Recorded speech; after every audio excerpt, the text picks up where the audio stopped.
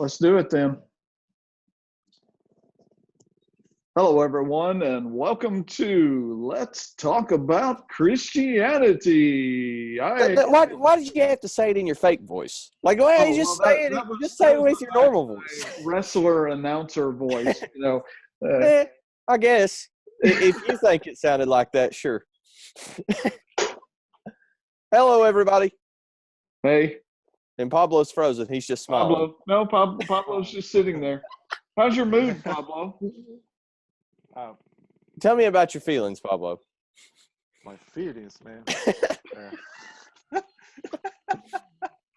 Tell me about your feelings. Yeah. It might be about my personality today, because right, yeah. Zach, I'm really not sure we have time to get into that. No, we don't. This is only a 30-minute podcast here, so we don't have enough time to get into that. At least 45 minutes to talk about it for us to fix. Oh yeah, we don't have time. We were before we started recording, we were talking about Mother's Day, some of the things that we did, and to me anyway, it's hard to talk about Mother's Day before Mother's Day. Right. Now it's easier to talk about because it has come and gone. But Pablo was telling us about the absolutely fantastic job that the men of Callao did in preparing breakfast for the ladies of the congregation on Sunday. Yeah. What was on the menu, Pablo? Grilled pork. Grilled pork and coffee. And coffee. And not just one type of coffee. We're not talking about one type. Three not different kinds of coffee. 3 different kinds of coffee. And this was what the women had requested. So, I like those women. Yeah. That's Keith's kind of that's my kind of meal. Let's have coffee and grilled pork and everybody will be happy. That's right. So also fried sweet potato. Fried sweet potatoes. So probably like like candied yams. Yeah. Yeah. Yes. So sweet potato you fry it, it's like to make a balance, no? Salty and sweet. Yes. I like the fried plantains. They're good. Yes. Yep. I can't wait to get me some lomo saltado a la pobre. Ooh, juicy. Yes. So yes, I am looking forward to getting some of that. Pablo, did you preach on Mother's Day? Yes, I did. You did. You did? You did? Yes. Yeah. What'd you preach about? What did you preach about? We are on John chapter 17 about the women who was about to be stoned. Ah. Yeah. Okay. Yes. There you go. On the topic. I'm sure that cheered all the mothers. I'm sure. Yeah. It wasn't. No, not kidding. It wasn't on purpose. The good news. It was part of the. It was part of the program. That's it. Okay. Here's the good news. Nobody's gonna get stoned today. Instead, you get pork and coffee. That's right. Yeah, no one. What'd you preach on Mother's Day, Keith? Mothers. Yeah. Sure enough. Sure did. Go figure. You better preach on Mothers on Mother's Day. Yep. You better. If you don't. We had a good day on Sunday. Had a good crowd, and did you get to see your mother, Keith? No, I did not. I did talk to her on the phone, but right. I didn't think it would really be polite to say, "Hey, Mom, I want to see you on Mother's Day. Come over here." Yeah, drive 2 hours over here to see me on Mother's Day. Come see me. Yeah. Come see me. So no, I talked to her a lot on the phone, but didn't get to see her. And she's actually today doing a little traveling. She's going to one of my nephews has a birthday today, and so she's going to travel to see them. So, but she wouldn't come travel to see you on Mother's Day. No. She will drop in every once in a while, though. As a matter of fact, they walked into Bible class, like 5 minutes late here a couple of weeks ago, which I think that they just got up Sunday morning and said, "Hey, let's go to Saxton," and so nobody was really going to complain that they were 5 minutes late. So it's all good. It's all good. It's all good. It's all good. It's all fine.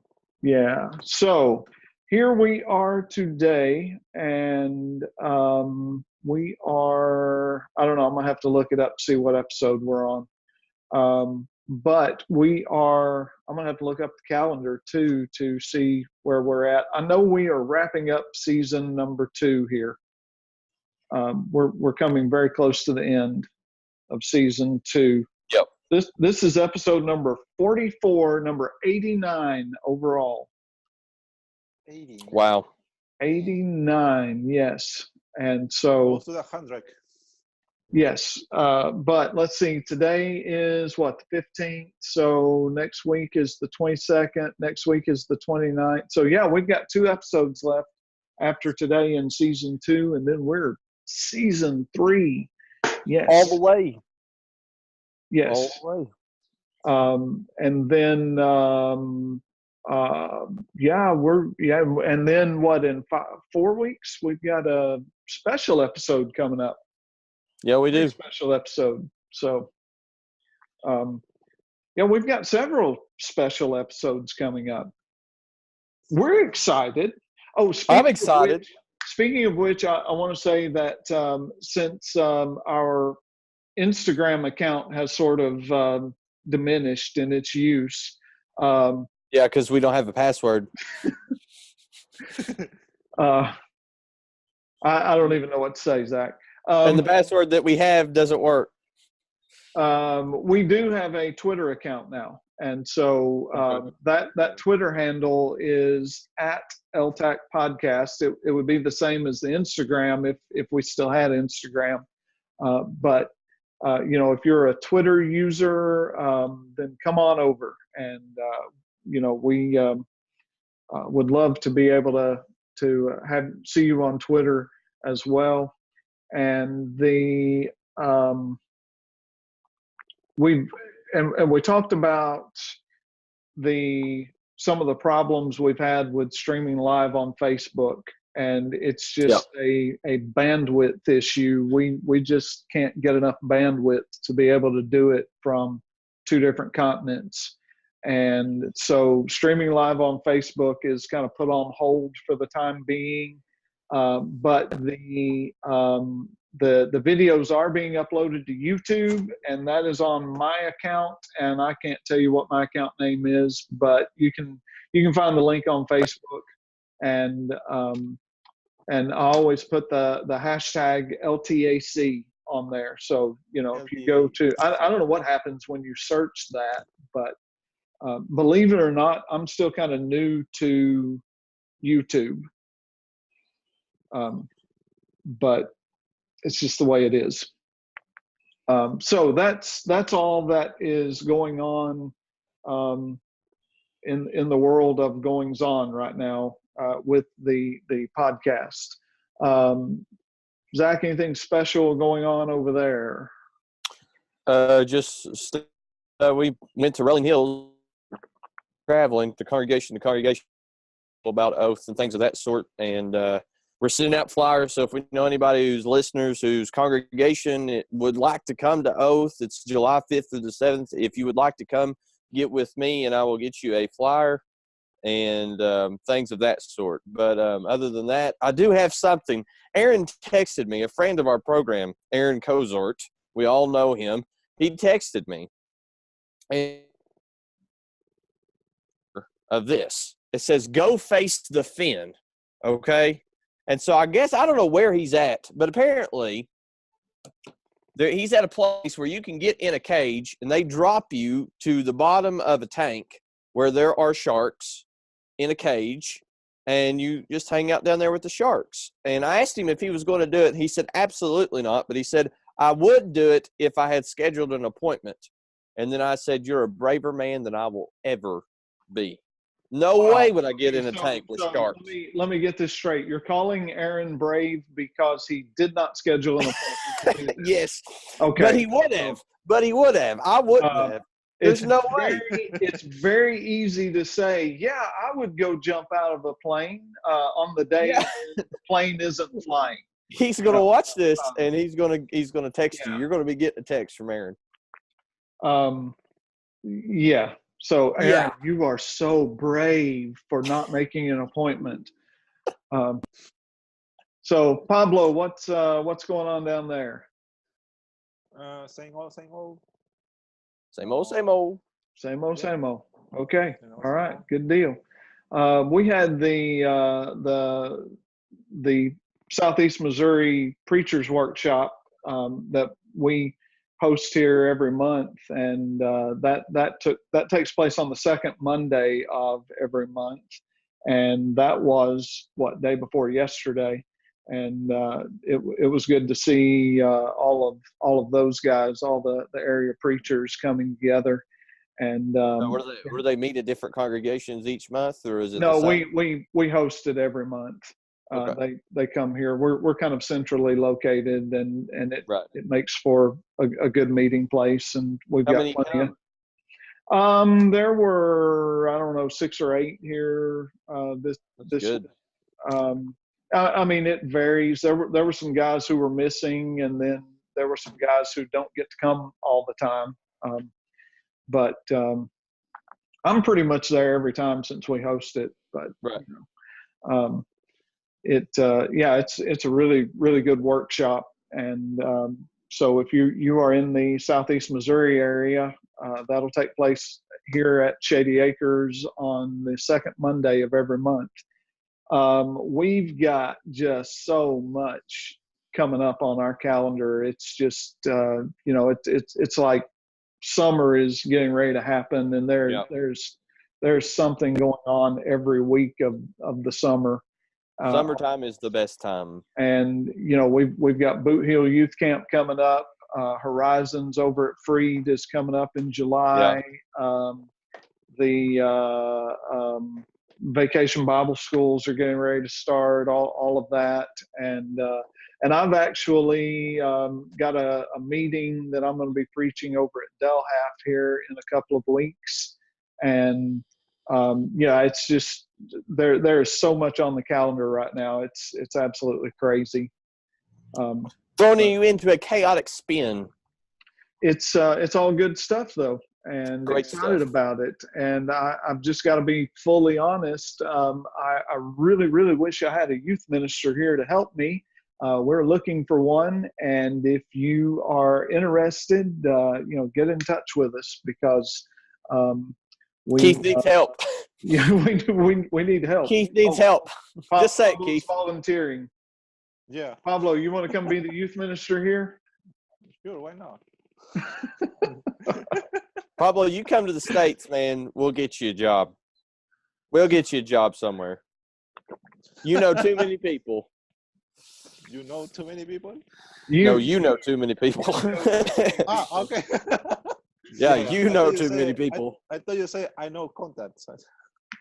Yeah. And I would ask how you feel about that, but we don't have time to get into that. No, we don't. We don't. Yeah. Tell me How's your mood, Pablo? Yeah. No, not talk about my feelings. My feelings don't care. So go ahead. Okay. Colossians chapter 3. Believe it or not, we're going to try to wrap up our discussion on Colossians chapter 3 today in the few minutes we have remaining, because we've talked for 14 minutes now of a 30-minute program. 16 minutes. We're going to wrap up Colossians chapter 3. No. We've never done that before. We can barely get through a half a verse in 16 Okay, minutes. so the latter part of Colossians chapter 3, Paul is he's giving some just varied instructions, and he's talking about a lot of different groups of people. He talks about wives, he talks about husbands and children and fathers and bondservants, and and this is things that Paul was talking about, and he mentions this in other places, sort of follows the same outline. in other places in the scriptures. For example, Ephesians chapters 5 and 6, kind of talks about the same things. But he starts out by saying, wives, submit to your own husbands as is fitting in the Lord. Now, I recently came across some discussions on this topic, and I honestly was left scratching my head because the people on the far side of the discussion were making the argument that passages such as Colossians 3:18 were dealing with special circumstances that were taking place in the first century, and that since our society and culture has changed, that I figured that'd be thrown in. Yeah, I figured that argument would be thrown in. But it was kind of funny to me in reading their arguments and their discussions that they never attempted to specify what the special circumstances were in the first century that would cause Paul to write this, to write 1 Corinthians chapter 14, for him to write to Timothy. And interestingly enough, in their discussions, they never really seem to want to go to 1 Timothy chapter 2, because I want to read this, what Paul says in 1 Timothy chapter 2 and verses 11 and following. He says, let a woman learn in silence with all submission, for I do not permit a woman to teach or to have authority over a man, but to be in silence. For, he says in verse 13, Adam was formed first, then Eve, and Adam was not deceived, but the woman being deceived fell into transgression. Now, I'm really, really curious as to how verses 13 and 14 apply to a special circumstance that only took place in the first century and therefore does not apply to us today. And I'm, to me, as I read 1 Timothy 2 and verses 13 and 14, there's no way that Paul could go all the way back to Adam and Eve and be talking about a circumstance that only existed in the first century. It just it doesn't make sense. Well, I think it's yet another example of Christians today trying to fit the mold of the society that we live in. And yeah, it may not be politically correct. It may not be societal correctness either. I mean, it may not be correct in the eyes of society and the culture that we live in and the way that times are moving, times are changing, but that doesn't change the Word of God. The Word of God is what it is, and His commands are what they are, and we have to follow them as Christians. We can't try to balance between the world and God. That's just not possible. I came across a statement last night that I had never heard before, and as soon as I heard it, I went, wow. That is like so absolutely true. And so I'm not taking credit for this statement at all. But this statement went something like this: understanding will never bring you peace. Mm-hmm. And there's so many times that we find ourselves sort of scratching our heads and going, God, I just don't understand. I don't understand why you have said to do this or why. And we go in fervent pursuit of understanding because we want to satisfy our logic and our way of thinking and our understanding. But when we believe that we have come to a place of complete and utter understanding of pretty much anything, we've taken the need for God out of the equation. Exactly. And and so what, you may look at Colossians 3:18 and you may say, I don't understand, but I'm going to submit that there are things that we are not going to understand. And God has given them to us for His reasons, and God is working in His time and in His way, and we have to have faith. And instead of coming up with fake, false narratives and, fake context, just take his word as it is and follow his word as it is instead of trying to change it to fit the changing of times. The word of God never changes. Times change, but the word of God never changes. Yes. Verse 19, Paul says, husbands, love your wives and do not be bitter toward them. And, honestly, I have oftentimes read this verse and I've thought, okay, what was going on that made Paul say, don't be bitter toward your wives? Because it seems like a very random thing to say. But, as we look at this idea of loving our wives,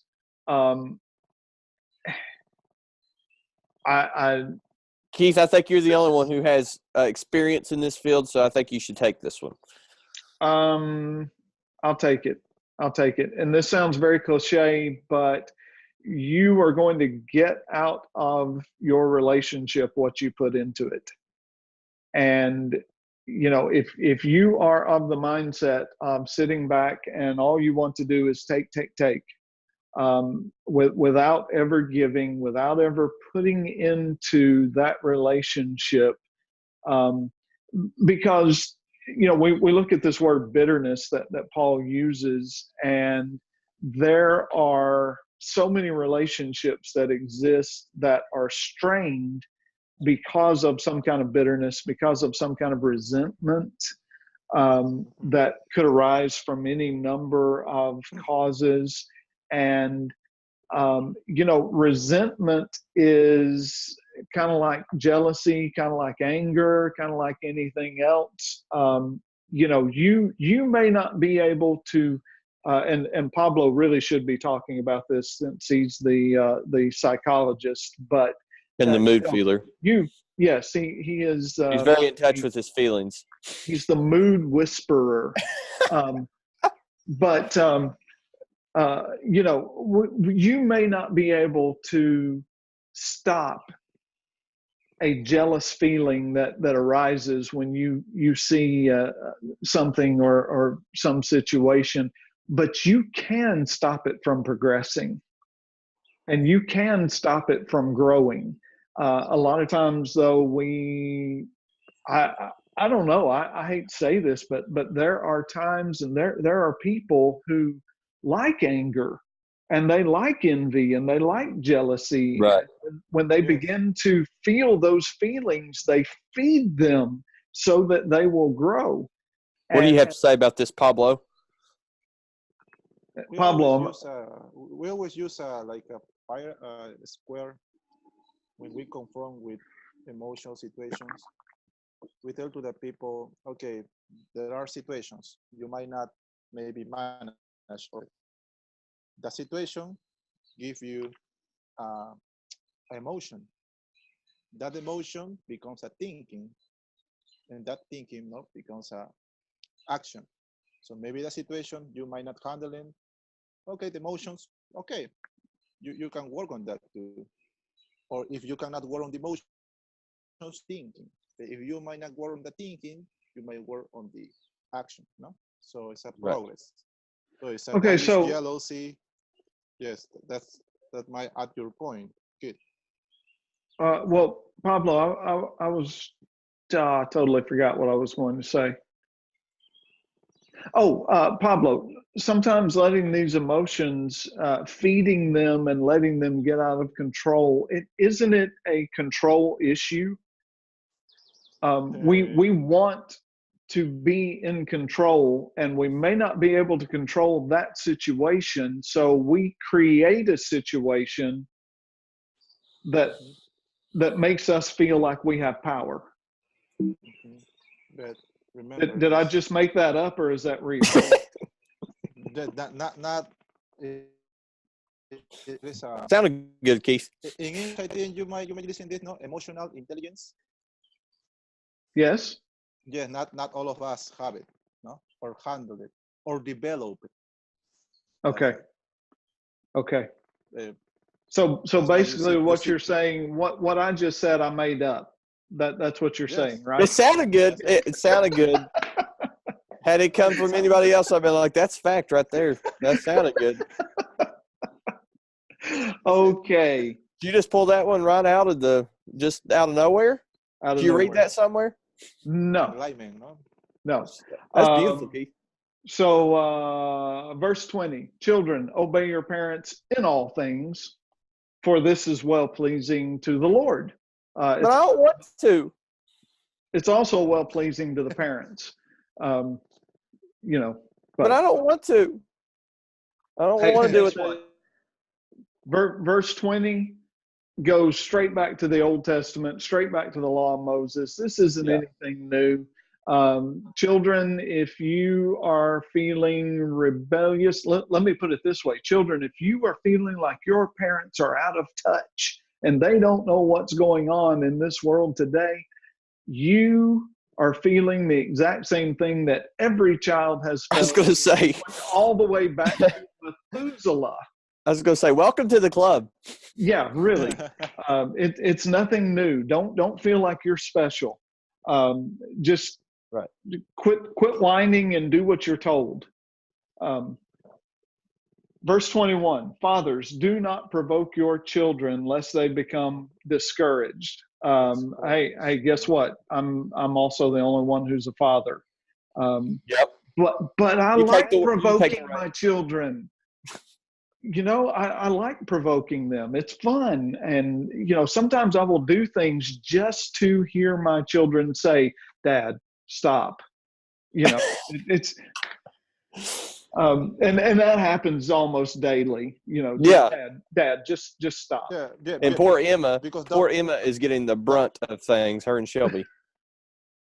But kid, that provoking. Yes. Yes, might be negative for you. I mean, it depends on. Oh, it could be a bad thing. When you use it. Oh, okay, but yeah, I mean, in the Bible, couldn't it? Yeah. Yeah, because I think in this verse is a bad thing. That there are another verse that they use the same word but for a positive. Yes. For a positive way. Remember, like Keith's stimulating. Okay, so Paul wasn't talking about the same thing I was. That's what you're saying, right? Yeah. Okay. Yeah, my point. I mean. Keith's like, let me open my care book here. I want to provoke my children. I enjoy it.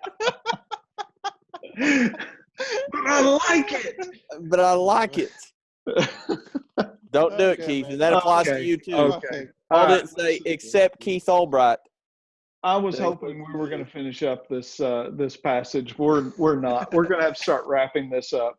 Okay. Okay. Yeah, we'll start with verse 22 next week, and we will finish this. But we've got about 2 minutes left before we've got to be gone. So, Pablo, you wanna sum up what we've talked about in 4 words or less?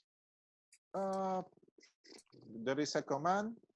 The command applies to a person, but everything is to glorify God. Hey, that was pretty good too. Did you just come up with that, or?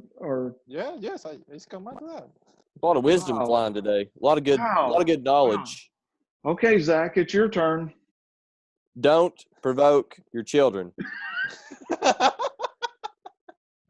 Says the man with no children. How's that wisdom? I'm just saying, you know. Don't provoke your children, Keith. Okay, we are. I think we just came up with the title for this episode. Don't do it, Keith. Yeah. We've got to get out of here. Thank you very much for listening, and we appreciate you very much. And please like and share. We like for you to like and share. We do. So thank you very much, and we're going to get out of here, and we will see you next week. See you next week. Yes.